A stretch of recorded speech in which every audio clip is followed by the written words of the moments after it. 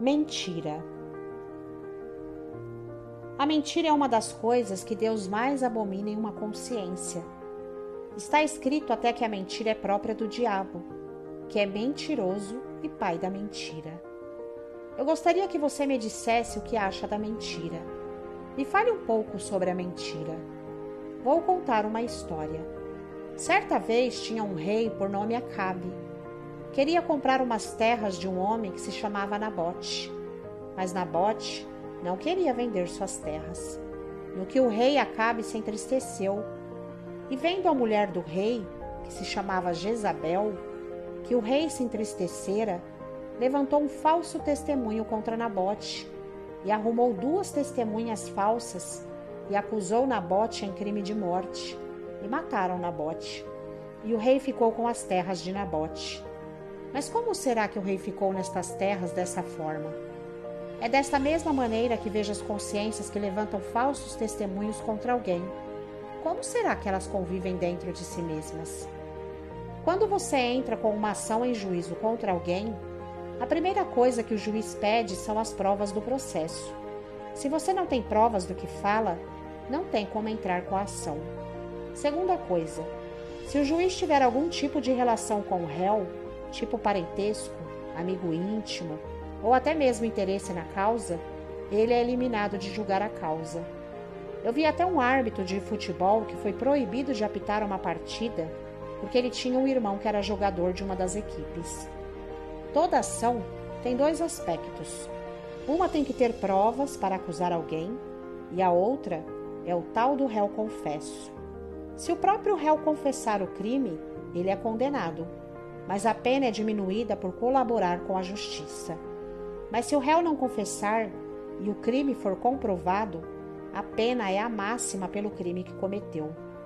Por isso é dado todo o direito do réu mentir diante do juiz para se livrar da pena. Mas se o juiz pegar uma testemunha mentindo, ele pode mandar prendê-la imediatamente. Se diz que as testemunhas são os olhos do juiz da causa. Por isso as testemunhas não podem mentir para que a justiça seja feita. Agora imagine uma consciência diante do tribunal de Deus, onde o próprio Deus é o juiz.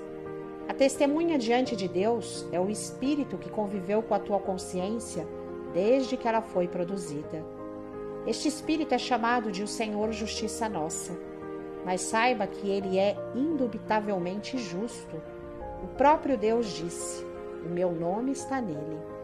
Sabendo de tudo isto, quais as chances de você levantar falso testemunho contra o seu próximo? Uma lei americana diz que tudo que você falar pode ser usado contra você mesmo no tribunal. Eu não esqueço da frase que Jesus disse: quem estiver sem pecado, que seja o primeiro a tirar pedras contra ela. Eu sempre disse que eu julgo por lei, mas para ter o julgamento tem que ter as provas, ou no caso do réu confesso. Quem julga não sou eu, mas a lei que Deus deixou para nós através de Moisés. Nem o juiz pode julgar por si mesmo, mas ele também julga através da lei.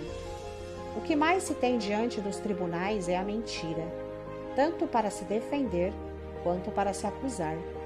Cada um quer defender o seu lado, e não importa se vai prejudicar o outro, mas o maior prazer de Deus é a justiça. E eu sempre tive no meu coração que não quero ser julgado pelo perdão, mas sim pela justiça de Deus. Não quero empurrar as minhas culpas em ninguém, como querem fazer os religiosos que todos se espelham em Adão.